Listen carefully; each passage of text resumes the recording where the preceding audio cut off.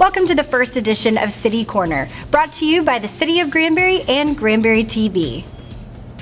On this edition, we will have a status report on the Opera House project, the Vista Property Plat, information on the interlocal agreement with the Granbury ISD, and much more.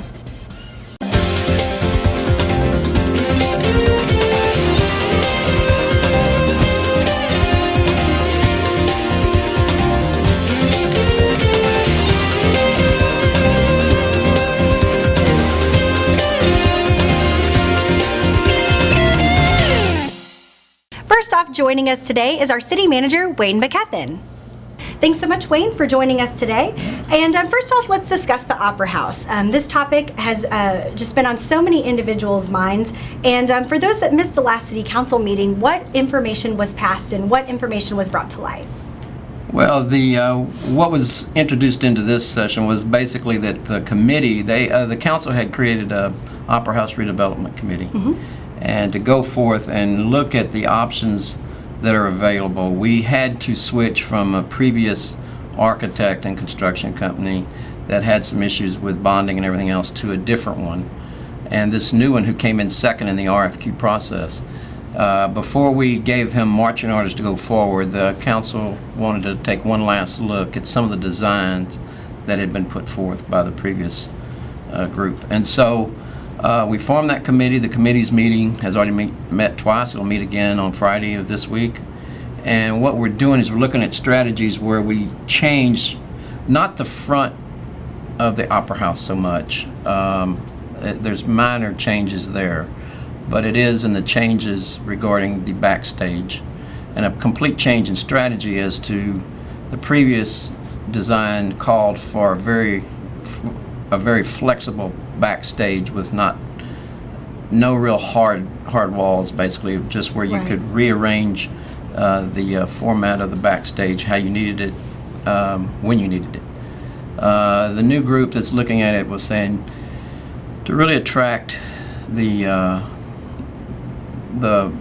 more star type entertainment, you need more defined backstage. And so we're going to look at that. It's going to be an added cost, but we're also looking at savings and how to maybe offset those added costs with savings. The committee will be reporting back on this on the January 22nd. We're not ready for a recommendation, I don't believe yet, but our goal is to get started by sometime in early February. If we do that, we're through with the Opera House by the end of August. The contract itself says 210 days. That's it. If he doesn't finish, he starts paying us $1,000 a day for being late. So he's very motivated to get that contract finished. In fact, he's even said he may be able to finish early. So we think we'll be ready for the fall. That's our goal, and to have a fall season. Well, definitely. So for additional information on the Opera House renovation project, definitely look forward to the committee's report on January 22nd, City Council meeting, or look for additional updates from our City Manager in the City Manager's report on Granbury TV. Well, thank you so much for that information, Wayne. And there's also been a lot of discussion surrounding the potential sale of the City Electric Company. This was also on the City Council agenda. And what was determined on the City Council on this item, and what is likely to be the outcome? Well, everyone wants to try to do what they can for utility rates. The City of Granbury is close to being the highest. Not necessarily. I have a bill where we have a person in Hood County paying more than what our citizens pay per 1,000 kilowatts. But where we're at right now, we're looking at that rate structure. And right now we have a very high electric rate, but we have the lowest water rates in 2 or 3 counties. Okay, so what we have looked at in the past is a rate study that basically tries to realign so that we're in market rates in all the utilities and lower the electric rate perhaps and raise the water rates to get more in market, because no one appreciates the lower rates in water, but they are very upset about high rates in electricity. So we'll be looking at that. In that regard, it was mentioned that perhaps we would be interested in selling the electric company. Unfortunately, where we're at today with our long-term contract, that really is very questionable whether we could do that. The values that someone would have to pay would be based on consultants' estimates of the cost, is 3 times what it's worth to close out the option contracts. So I have not been supportive of that. I think we just need to go forward and work through how we would best lower the rates and get it more back into a market condition. Okay, so will that be back on the council agenda soon, or when will the citizens be hearing additional Yeah, information? the council on that? agreed to delay the discussion until February, when we're going to present the rate study. We've done some, but based on some questions that the council asked the last time we presented it, we've redone it, restructured it a little, changed some of the categories of charges, and so we're going to present that in the last meeting in February. Okay. Well, and as we were talking earlier about the Opera House, as visitation picks up and the Opera House, gets back to, or its construction goes on, and as the Opera House gets to get ready to be opened, one item that was discussed is the possibility of installing a new parking lot on the corner of Houston and Rucker. Just tell our viewers a little bit more about what was determined by council on that. Well, it's good as a city manager to have a problem with parking, okay? I talk to a lot of city managers who have lots of parking and unfortunately have economic issues as well. So we in Granbury are different. We're very strong financially. We just recently had the highest sales tax in the history of Granbury, and that was for 2011-12, and now for 2012-13 we're 10% ahead of that. So we're generating tremendous economic activity within our city. Unfortunately, that causes a problem that a lot of people complain about not enough parking. Right. So we need to address that. I enjoy addressing those kind of issues. And so we looked around. We recently bought back for the taxpayer a property that was appraised at $600,000. We paid $200,000 and took the property back from an individual that had bought it as part of an agreement that if he didn't build the hotel, we would take the property back. It's over between Houston and Crockett, and it's a good place for a parking area. And so we went and got an estimate. The council, we just were making sure before we went any further that in fact they were supportive of turning that area into a parking area, and it's going to have some green space as well as parking, and it'll supply about 100 parking spaces, a little more perhaps, and that's what we need. So the council was very supportive of it. So we're going forward, we're getting official bids, and we're going to build a parking lot. Sure. Well, I'm sure the citizens and locals and visitors alike will be looking forward to that. Well, we appreciate your time today, Wayne. And up next on this episode of City Corner, we will have our Community Development Director, Scott Sopchak, joining us.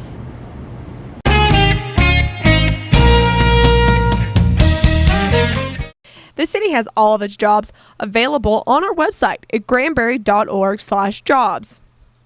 Once on the website, you will be able to see all the open positions. To learn more about a job, click on the job title. Here, you will be able to find all the information about a single job posting, like qualifications, special requirements, and more. One great feature of the website is the job posting notifications. Simply click the job posting notifications button. This will take you to your notifications. Choose which type of job posting you want to be notified about and whether you want to receive the notification by email, text, or even both. This is a great way to stay up to date with what jobs are available at the city. We are always looking for positive and motivated people. If you think that you fit this description, then check out our openings at granbury.org/jobs.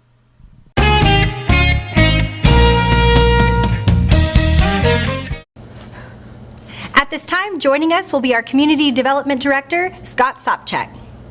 First of all, I'd love to discuss the Vista Property Company preliminary plat that was on the last council agenda. So tell us a little bit more about that. Absolutely. What the applicant, who is Vista Properties, is proposing is to amend the existing preliminary plat. It was somewhat dated. They had some geometric changes and some land use changes. The previous plat had showed a hotel toward the back of the property. They're focusing now more on more of a power retail center. Right. So what they did was present us with an amending preliminary plat that shows 3 out parcels and a retail strip center in the back portion of the property, which basically does away with the hotel and puts more retail space on the ground. They believe that's where the market is. They also have a contract in hand or an option on one of the out parcels, which is a proposed restaurant. Taco Casa is going to be in the middle out parcel fronting 377. Okay. They have 2 more out parcels that will be available to be final platted. They're working on another out parcel for a franchise restaurant, which they weren't able to disclose at this point in time. But Well, you just stole my next question. I was wondering if you could leak any of that information to our citizens and see what is to come with all of those retail spaces and those restaurants. the only thing we can disclose right now is the option on the Taco Casa. Okay. And we should see a final plat follow suit within the next month for that particular activity. Okay.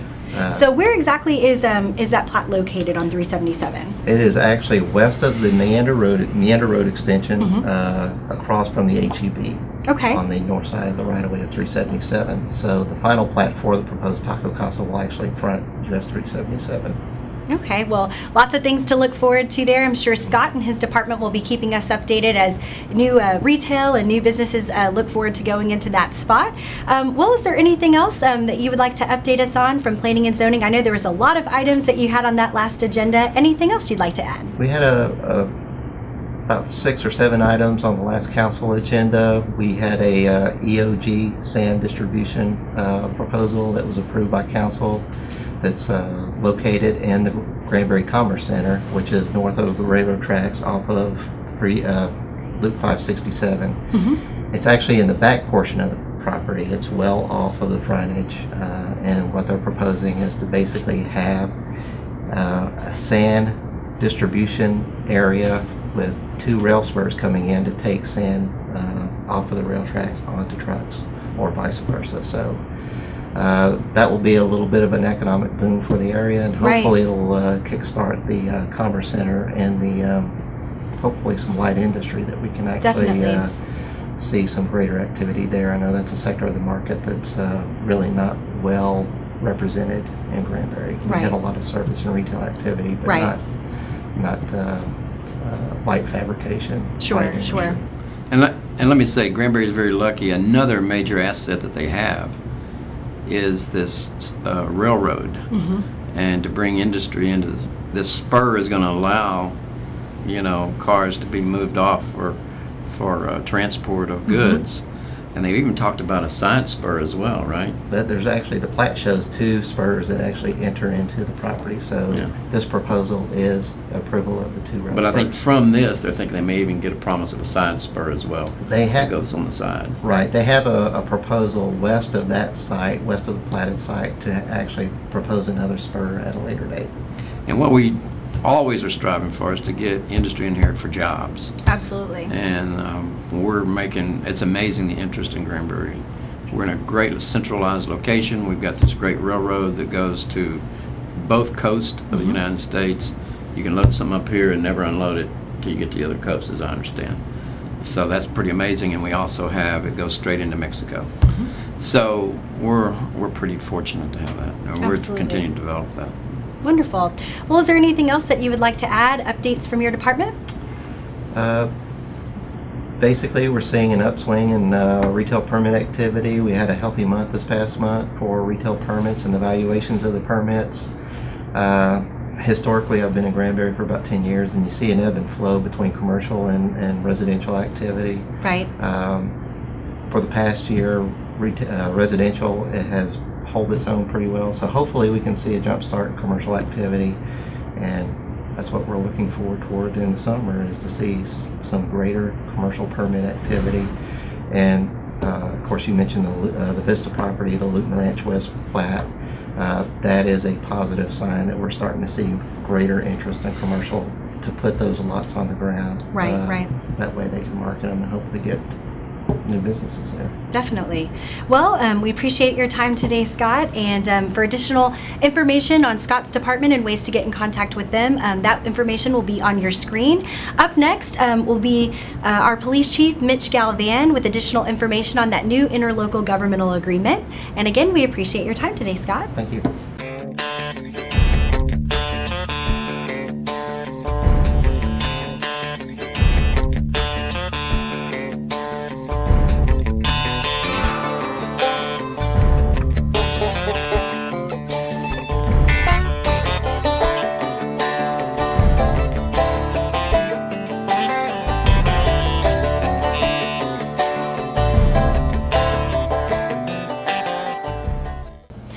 up with additional information on the interlocal government agreement will be our Police Chief, Mitch Galvan. We're going to talk a little bit about the new interlocal government agreement between GISD and the K-9 program. Tell us a little bit more. Well, it's a program that actually got started with a lot of questions by some parents and faculty members to our DARE officer about the possibility of getting a drug dog to be full-time in the schools. And at the time I had to tell Jeff, we don't have a budget to supply that, but it'd be great to have. It would be a wonderful attribute to have between us and the school district. And he said, no, you don't understand that they're wanting to pay for this. And I said, well, then if that's the case, then we need to sit down with Dr. Largent and see what his thoughts are. And that snowballed into a lot of meetings and some contract discussions between Stewart and the school district's attorney, and we finally got a contract ironed out. And basically what this is going to do is the school district is going to pay Jeff's salary for 10 months during the school year for him to basically be full-time in the schools with the dog, and he'll be available for all the campuses, even though he'll be housed out of the high school. He'll be available to go to all the campuses. And of course all this depends on whether or not this group can raise the funds, and right now we've got it set at $8,500 to start it, which is going to basically include the price of the K-9, Jeff's training, and shelter and food and stuff, care for the dog for a year. And if they reach that $8,500 goal, then we're going to purchase the dog and the program will start. So we've already had a lot of donations being made. Now we're not near being close to the $8,500, but from what I understand, there's talk that this is going to get done really quick because evidently the community really wants this to happen. So, we're just at that excited stage right now, waiting for us to get the go ahead to get it done, and Sure. We're pretty excited. Absolutely, and I can understand that and get ready to see what is going to happen. So what you mentioned a specific group that's kind of coordinating all of the donations behind this, not actually coming from the school's budget. Tell us a little bit more about the specific group. It's just basically parents and a couple of teachers really that got it all started. But the parents grew into we're going to talk to a veterinarian, and then we're going to talk to feed store, and we're going to talk to, and they started talking to all these different entities, and all the entities jumped in and said, yeah, we'll give you this and this, and the vet said, well, we'll take care of all the shots, and it just kind of exploded, and it came down to a point of actually having them raise enough money to purchase the dog and send Jeff to the training was the big thing. The major goals to Right. occur before the project can get implemented. Right, Sure. and that's what they're working on right now, and I don't doubt 1 minute that they're going to get this done. There's just too big of a push. I was getting phone calls during the baby stages of this from parents and from some school personnel saying, we want this done. And I said, well, then get it done. If you want it done, then get the people to get it done. Right. And she said, well, are you going to do it if we get it done? And I said, well, there's a lot of discussion that has to be made between the city and the school district on whether or not, both entities want this to happen. And, so I can't really answer that. All I can tell you is that if the school district wants it and the city will go on, then I'm all for it. Absolutely. So I think it's going to be quick when they get it done. Definitely. And we're, as a city, are always interested in working with the school. The council really accepted this very quickly and said this was something we want to do. I think one of the benefits of this also is, although you have dog there looking for drugs, you also have an armed officer on campus. That's For a big safety, thing. absolutely. Right, and that's a big issue right now. I've been reading articles over and over being sent to me through police contacts about these different agencies now that are going back and putting where they had removed their officers from schools for whatever reason, are now putting them all back in. Right. And not just the upper grade levels, but all campuses. You're right, and all across the nation. And this is sure. happening, widespread. And it just comes down to manpower issues on whether or not you can actually get that done or not. Dr. Right. Largent and I have discussed several things, and what possibilities could be. And this is all brand new stuff. Anytime you have a tragic event like that happen, it makes everybody stop and start wondering. And start whether or not. thinking about But, that. Sure, absolutely. We're already planning. In fact, we're having a meeting on Friday to discuss different type scenarios that could happen in the schools, what the game plan is, how we want, what kind of response we want from the school, and vice versa. And we're going to get down and have a common plan with both entities going into this thing that every campus will know and follow, and everybody's on the same page. And then hopefully we're going to plan some future drills in the schools in reference to this type of scenario, and actually conduct the drills on the school grounds with personnel there to be able to do it. And Dr. Largent and I are we're right together on the things that we need to do to make our community safer. So Sure. Those things are going to be coming pretty soon. So. Excellent. Well, and you mentioned again the donations and trying to get that to happen faster. If an individual wanted to donate within the community, how would they be able to do that? Well, they can do it one or two ways. They can do that through the school district. They can do that if they see Jeff out anywhere, or they can come to City Hall and do it here. We have an account set up here where all the money is going to end up being put into for that program specifically. So if they go to a school or go down to GISD and say, I want to donate to the K-9 program, all that money will eventually be funneled back here. So it's just basically wherever they want to go to get it, and we're hoping and excited that everybody jumps up and says, we want this to happen and let's get it done. Absolutely. And that way we can go forward with it. We can, yeah, definitely. Well, we can feel that excitement around the community, and we hope that happens soon. Well, one other issue was up on the council agenda just this last time, and that was the new speed limit for Water's Edge Drive. So tell us a little bit more about the outcome for the citizens on that. Well, the outcome from the citizens is y'all really need to pay attention really soon, because the Water's Edge has been split into 3 different speed zones forever since it was built, basically. And the reason there were 3 different zones is because at the beginning is the Walmart and all the little shops, and then there was a long stretch there used to be nothing there, and so the speed limit went up, and then it dropped back down right before it got to Water's Edge.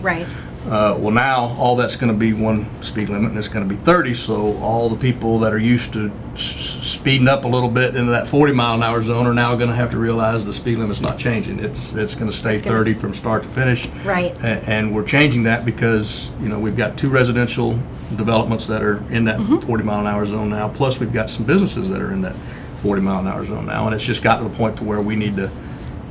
It's just safer to make it one speed limit all the way down. And then you had residents that lived in Catalina Bay who were actually in the, and Josiah Estates for that matter, that were in the 40-mile-an-hour speed limit and would have been in violation of the golf cart ordinance, and they being able to drive their golf carts from their house to the Harbor Lakes Golf Course. So by making it all 30, all the way down it now, nobody's going to be in violation for driving their golf carts to the golf course. So.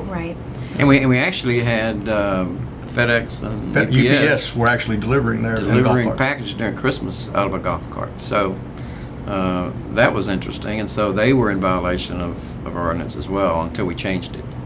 And we didn't want to impact that because that helps the citizens get their packages early, and it was just a good process. So I would say the signs are up already, so be fair warned to citizens to obey the laws. Right. And as you said, pay attention. Yeah, and it's just like when the light came out at HEB, the new light came out at HEB, and they changed that turn lane from 2 turn lanes off of Highway 4 on the 377 turning left to just 1.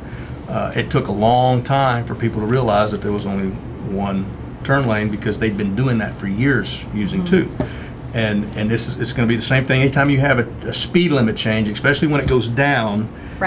You've had people driving that road for so long at that certain speed that it's not an automatic thing that they're going to recognize that it's now 30. It's going to take some time for them to get used to it. Certainly. And we'll be out there reminding them occasionally that it has changed a little bit, and then hopefully everybody will catch on pretty quick and know. But it's going to be a safer thing. Well, great. Well, and as we wrap up today, is there anything else you'd like to add, or different updates from your department? Everything is going. We've had a pretty rough start to our 2013 year accident-wise, but I'm hoping that ends and we won't have that anymore. But other than that, we just hope everybody stays safe and don't get in too much of a hurry going down 377, because we all know that you can't get anywhere in a hurry on 377, so there's no reason to get in a hurry. I will say that traffic patterns will be changing once the loop is completed, so sometime in March, or Well- April. It could be as late as April, depending on the weather. A Well, lot of rain, definitely. it'll be April. What I'm hearing is not. Well, we'll maybe definitely be March. getting some updates about that, and Yes, you know, we so will. everyone can be looking forward to receiving that information from us. Well, we appreciate everybody's time today and providing this information to our citizens, to the public. And thank you so much, and thank you so much for joining us. This has been another episode of City Corner.